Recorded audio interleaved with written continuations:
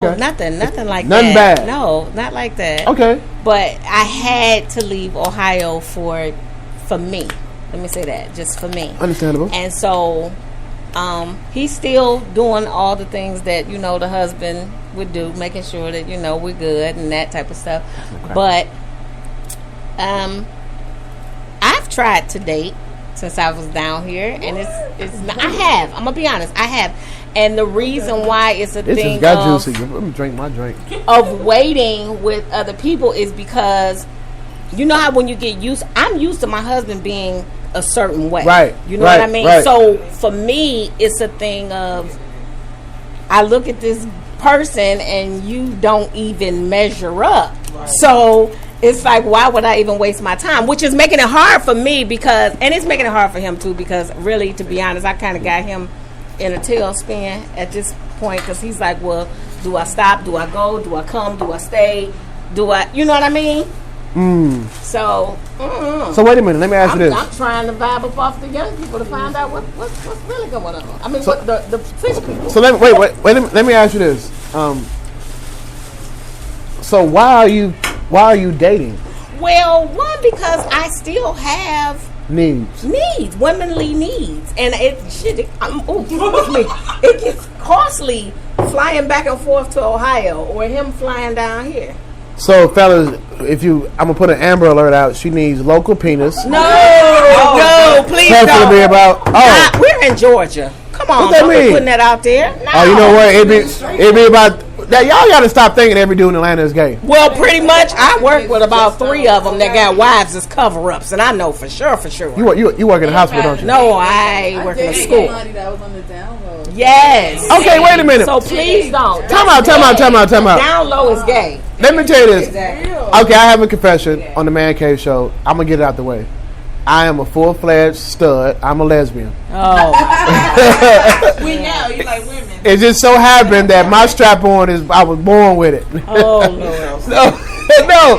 So wait a minute. Please help my nasty mind think and understand why you're married but you're wanting to date outside of your needs. Let me say this. And is you told your husband is? No. Well, let me say. So you creeping? No, it's not a creep thing. It's a thing of we don't talk about it because he's not stupid. He's not stupid. So he knows it. And neither am I. Okay. And when you've been with somebody for so long, you know that person. I know my husband's sex drive. So I know that even though he's there, and I know that there is, now I'm not going to say there's a multiple people, but he has at least one person that can comfort him during those times. Let me say that. Okay. And it's not that I'm okay with it. It's the fact that I made the decision to leave. I made the decision to leave, so I have to deal with whatever it is that he's doing. But at the same time, I know that if I pick up the phone and say, I'm ready, he's coming. Okay. And that right there is that's still there. That's just it. It's there. We're not going to talk about that because, like I said, sometimes as women, we're impulsive. I mean, we act off of emotion. Correct. And so for me, like I said, at the time, it was a thing of I had to leave. So let me ask you this. Is it personal why you left, or can you tell us why you left? Well, I lost my grandmother, I lost my dad, and I lost my sister in the same year. In Ohio? In Ohio, the so same year. So you need to clear your mind. And I felt like the walls were closing in on me. And my husband at that point was very supportive, but he didn't understand that being there was just, it was killing me to stay there. So it was a thing of I went running, and Rashida, who has been my friend for 35 years, said, I'm coming up there and we're going to get you out of there. Because at this point I had been hospitalized. Stress. Very stressed. And or she penis. Said, no, not for penis. Oh, okay. I wasn't lacking, but that wasn't enough. You Okay. know, and she came up and she said, let's go. Whatever I could fit in my car is what I took. And I knew at that point it was very hard because I'm ripping my kids away from their dad. I am tearing my family up at this point, but it was something that I had to do for me. And a lot of times as wives, we lose ourselves in the relationship. So I had to do something for me. I had to leave I was going to Florida.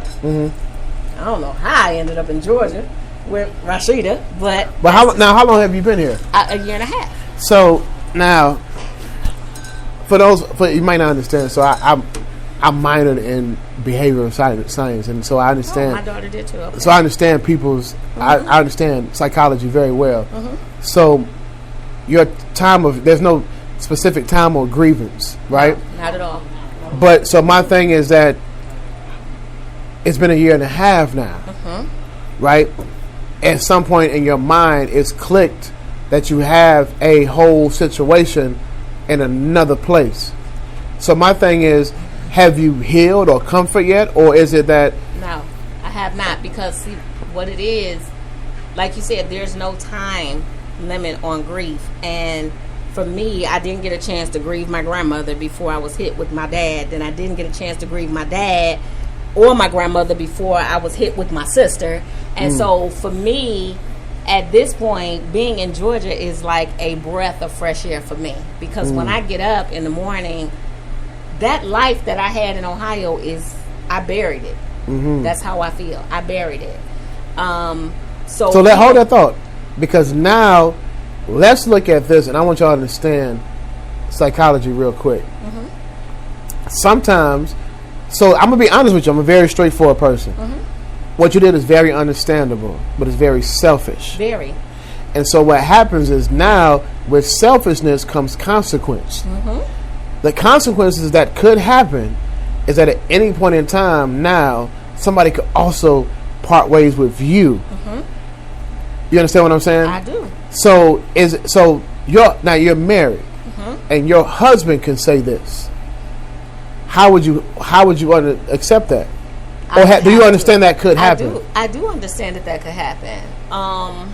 The thing is, he's not ready to move to Georgia. He's not ready to leave Cleveland.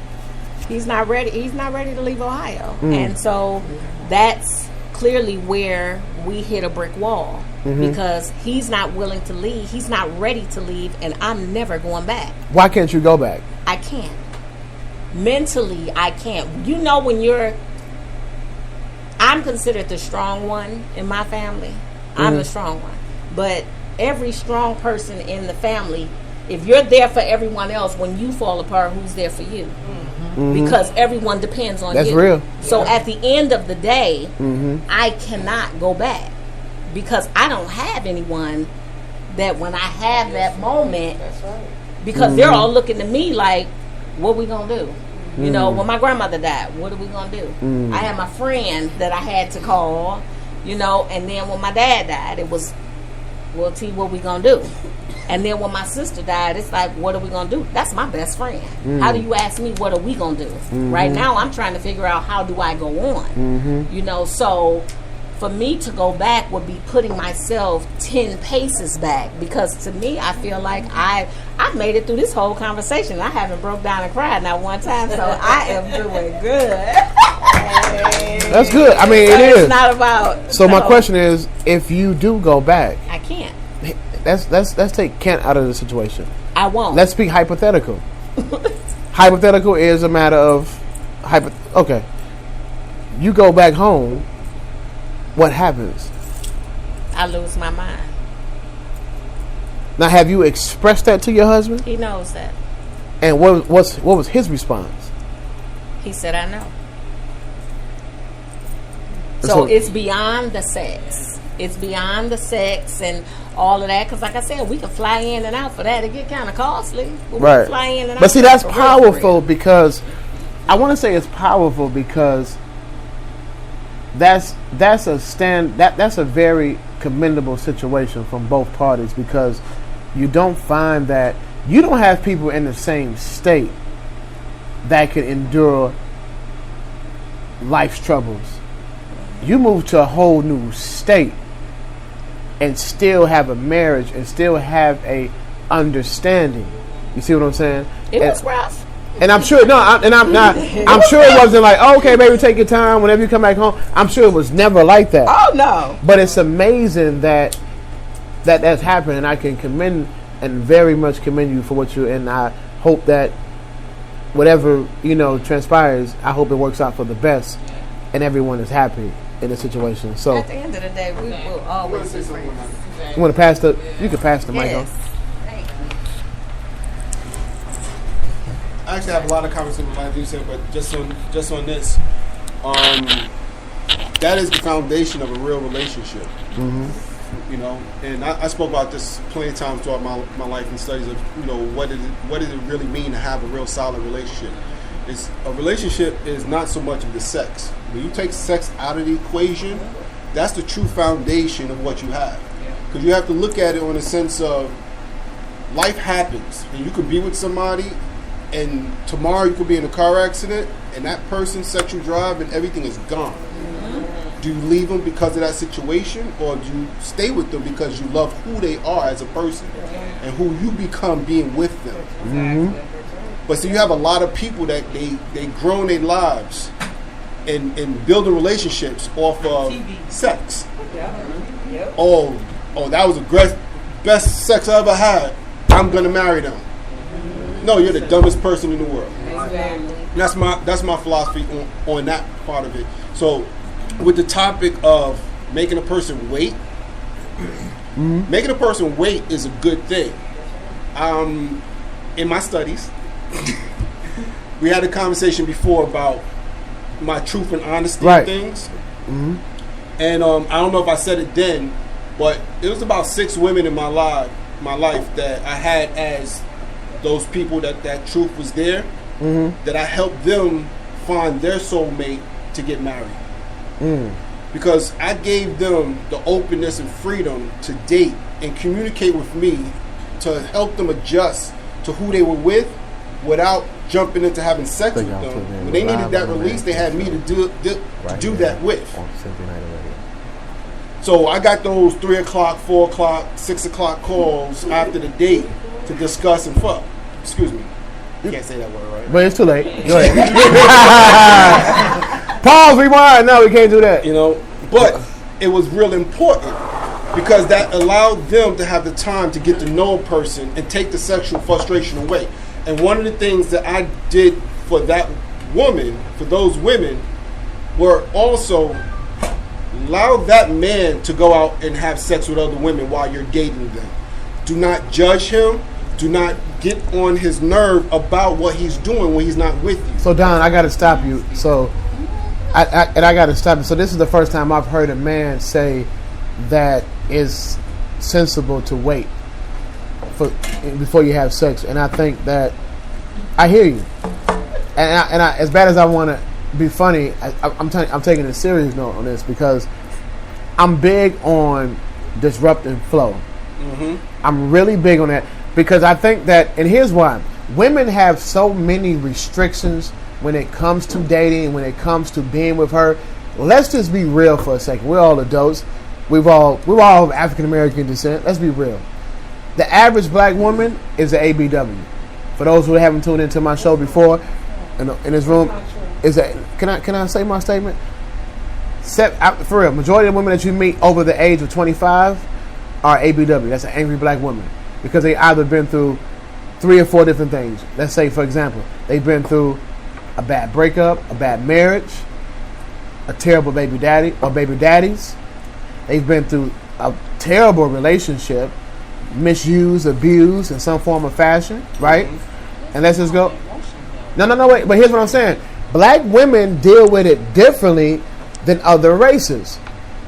Because let's just be real. White women go through the same thing. Now, and I'm telling you because I work with them. I've seen it firsthand. Debbie would go through it with Joey and be going through hell. But that stop justifying it. We're all human beings. If you're walking around here with a chip on your shoulder, you're blocking your blessings every time you meet a good man because you're angry. And no man in this world want to deal with anything angry because we got enough to deal with just like you got enough to deal with. And so black women, see, this is what I'm telling you. Black women are our backbone and structure no matter what and how we deny it. But it's the truth. We need each other. And so the problem is women walk around